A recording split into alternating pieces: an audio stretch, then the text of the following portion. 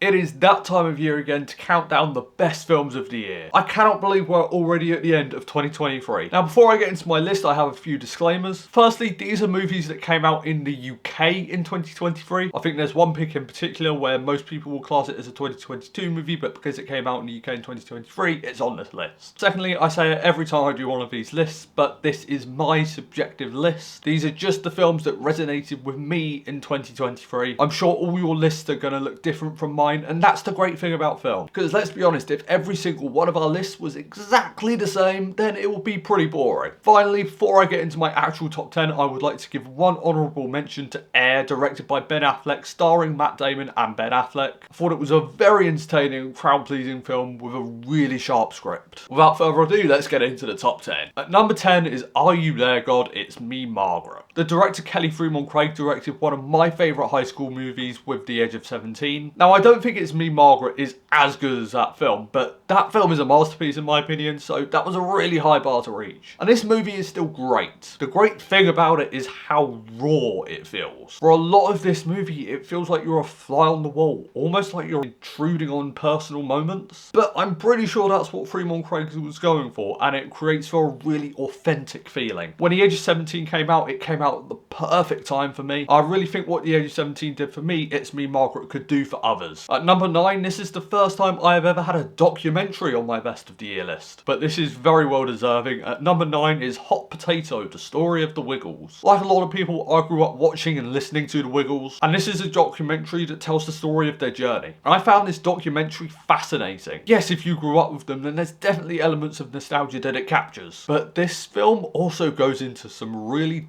deep themes. Things that will make you go, oh wow, I did not know that. And it just made me respect them even more. Whether you know them or you don't, I really do think you will come away from this film with a greater appreciation for what the Wiggles have done for so many children. At number 8, this is definitely my most controversial pick. That is The Flash. Sorry Spider-Verse, but this was the best comic book movie of the year in my opinion. Now when I first saw this movie, I really liked it, but because it's had quite a divisive response, I've had to defend it a lot. And in doing so, it's made me love the movie. I think Andy Muschietti's action was incredibly well helmed, it was exciting, but most of all this film had an emotional centre that really clicked with me. I genuinely think this is one of the best films of the DCEU. I also think this is one of, if not the most underrated movie of the year. Number 7 is Paul King's Wonka. If I had to describe this movie in one word, it would be joyous. There is not a bad bone in this film's body. It wants you to leave the cinema feeling elated, and it did that for me. Timothée Chalamet was great as Willy Wonka, the musical numbers were fantastic, and I just had a great time watching it. I am there for whatever Paul King directs next. That man could direct a movie about a TV remote, and I'm sure I would come out of that movie saying it was the most heartwarming film of the year. At number 6, I would have skipped this film if it weren't for the rave reviews, but I am so glad I saw it. Godzilla -1. This is what every Godzilla movie should be. Because yes, Godzilla himself is great in the movie. He is equally awesome and terrifying, but the great thing about this movie, unlike other recent Godzilla movies, is that it actually has human characters you care about. There is a lot of emotion in this movie. I really connected with the characters, I felt for them from beginning to end. If you have not seen Godzilla -1, I highly recommend it. At number 5 is my surprise movie of the year. I went into it expecting it would be good. I did not expect it to be great. That is The Creator. I think this is easily Gareth Edwards' best movie. From a visual standpoint, I really hope Hollywood takes lessons from this. Because yeah, while it flopped at the box office, it cost way less than most blockbusters this year, and it looks better than all of them as well. But alongside the production elements, I thought the action was great, the characters were engaging, and I think The Creator is just what a blockbuster movie should be. As I said, this film flopped at the box office, but I really hope it finds a new life on home video. At number 4, this is the pick where I said some may class it as 2022, but I class it as 2023. That is Puss in Boots: The Last Wish. This is my favourite animated movie of the year. I think the first Puss in Boots is okay,